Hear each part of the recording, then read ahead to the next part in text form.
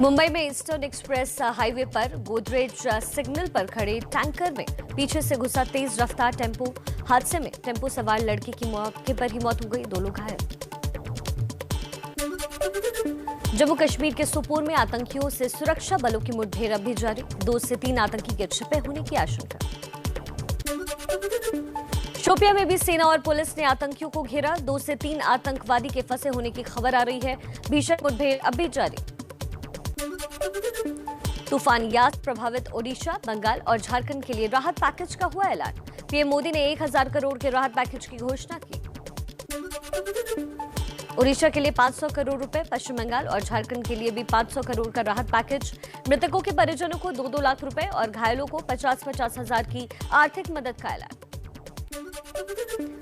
PM Modi ने ओडिशा और बंगाल का दौरा किया। सबसे पहले भुवनेश्वर में ओडिशा के सीएम नवीन पटनायक के साथ समीक्षा बैठक की और तूफान प्रभावित इलाकों का जायजा लिया। ओडिशा के बाद प्रधानमंत्री मोदी ने बंगाल में तूफान प्रभावित इलाकों का हवाई सर्वेक्षण किया। उसके बाद पीएम मोदी ने समीक्षा बैठक भी की। सीएम ममता बनर्जी ने बंगाल में यास तूफान प्रभावित हिंगलगंज, सागर द्वीप और दीघा का हवाई सर्वे किया। तूफान से हुए नुकसान का जायजा लिया। तूफान राहत पर समीक्षा बैठक में पीएम मोदी को 30 मिनट का इंतजार कराने के बाद पहुंचे बंगाल की सीएम ममता बनर्जी। सूत्रों के मुताबिक पीएम की समीक्षा बैठक में किसी अधिकारी ने प्रेजेंटेशन भी नहीं दिया।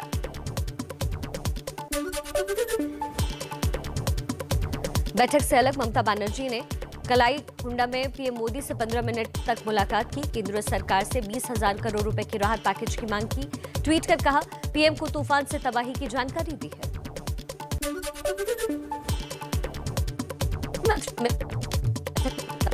शामिल नहीं होने को बताया। दुर्भाग्य दुख की बात है कि दीदी ने अपना अहंकार जन कल्याण से ऊपर रखा।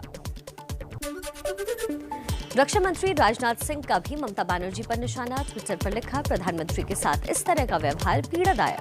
पीएम और सीएम व्यक्ति नहीं, संस्था है। बैठक में ममता बनर्जी के शामिल नहीं होने पर राज्यपाल जगदीप धनखड़ ने भी किया ट्वीट। लिखा, मुख्यमंत्री और अधिकारियों का बैठक में शामिल नहीं होना असंवैधानिक। बैठक में हिस्सा लेते तो राज्य के हित में होता।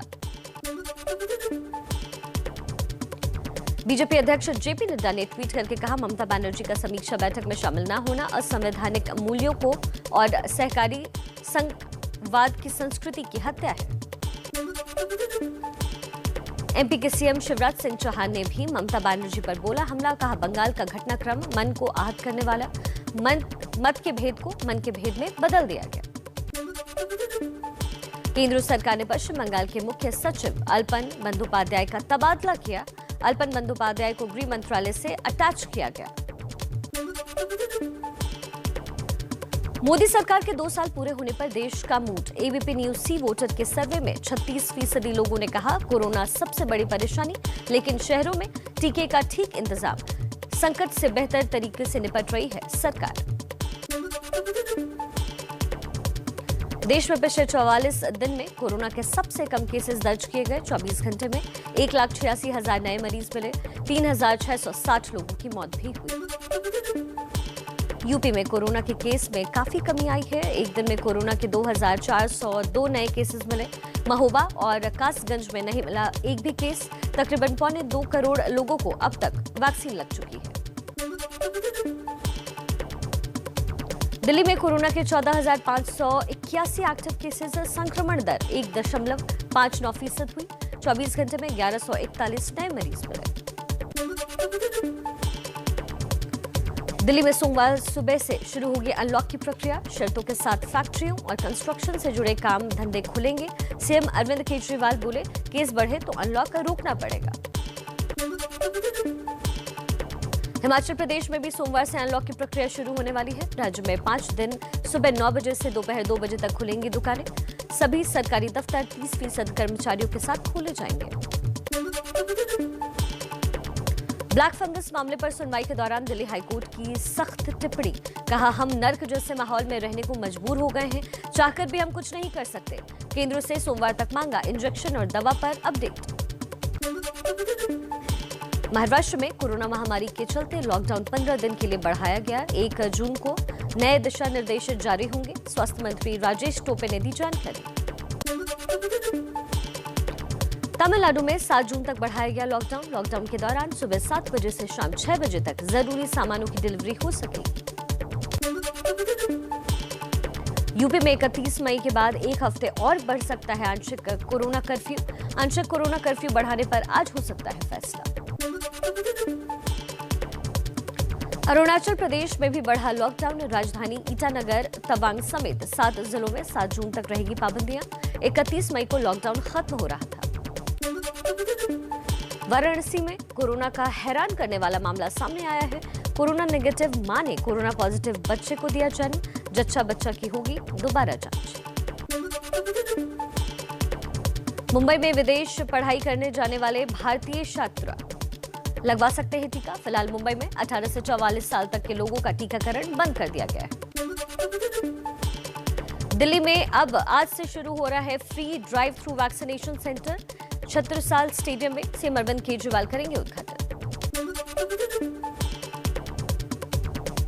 नोएडा में आज से शुरू होगा देश का पहला 24 घंटे खुलने वाला वैक्सीनेशन सेंटर। नोएडा के फिलिक्स हॉस्पिटल में खुलेगा टीकाकरण केंद्र। अमेरिका की कंपनी फाइजर ने भारत को जुलाई में वैक्सीन देने के संकेत दिए। हर्जाने में छूट देने के मुद्दे पर अब भी फंसा है ये पेच। केरल के मुख्यमंत्री पी विजयन ने पीएम मोदी को लिखी चिट्ठी। राज्य में वैक्सीन की सप्लाई बढ़ाने की अपील की। डॉक्टर रेड्डीज लेबोरेटरीज से वैक्सीन आपूर्ति के नाम धोखाधड़ी करने वालों के खिलाफ कानूनी कार्रवाई शुरू की गई। कहा गया रूस की स्पुतनिक 5 वैक्सीन की देश में आपूर्ति को लेकर किसी भी कंपनी से साझेदारी नहीं की गई है। चलिए कुछ और खबरें फटाफट अंदाज में।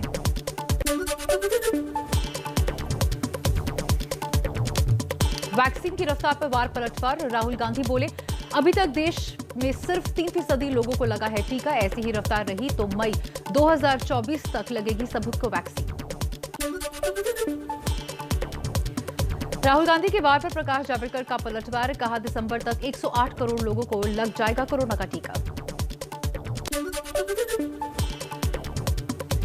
प्राइवेट हॉस्पिटल में चल रहे वैक्सीन को आम आदमी पार्टी ने बताया घोटाला। विधायक अतीशा ने पूछा, क्या केंद्र सरकार कर रही है घोटाला?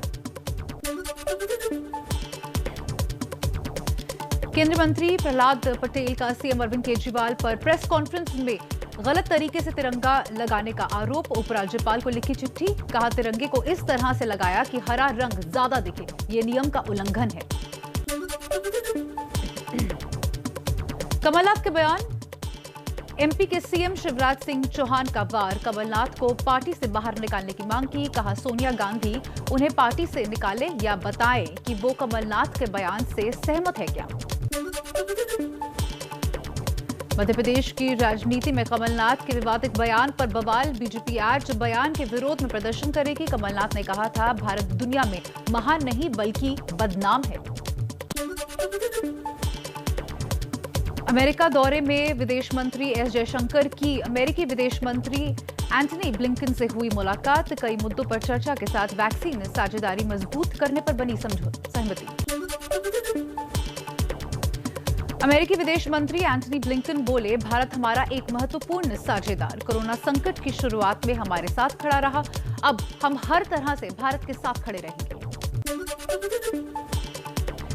अमेरिकी रक्षा मंत्री लॉयड ऑस्टिन से भी मिले विदेश मंत्री एस जयशंकर। कोरोना के खिलाफ लड़ाई में अमेरिकी मदद और सैन्य संसाधनों की सहायता के लिए शुक्रिया जताया।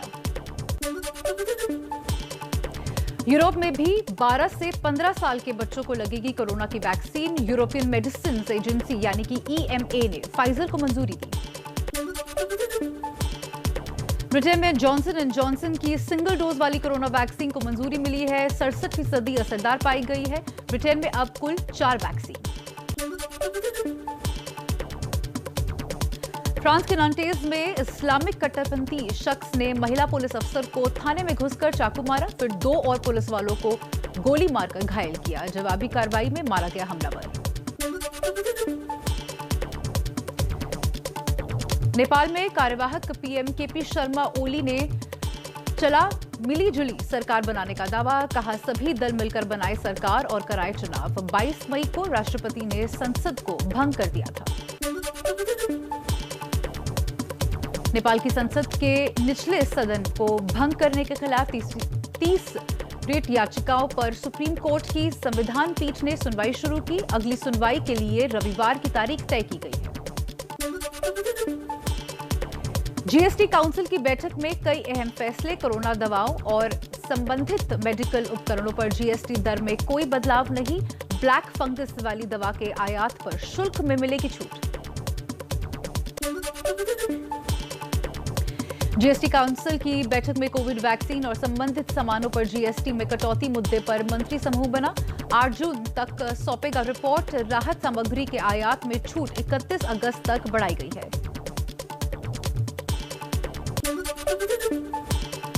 जीएसटी काउंसिल की बैठक पर दिल्ली के डिप्टी सीएम मनीष सिसोदिया बोले, कई बीजेपी शासित राज्यों ने कोविड आपूर्ति पर टैक्स राहत प्रस्ताव का विरोध किया। वैक्सीन समेत कई चीजों को टैक्स फ्री करने का रखा था प्रस्ताव।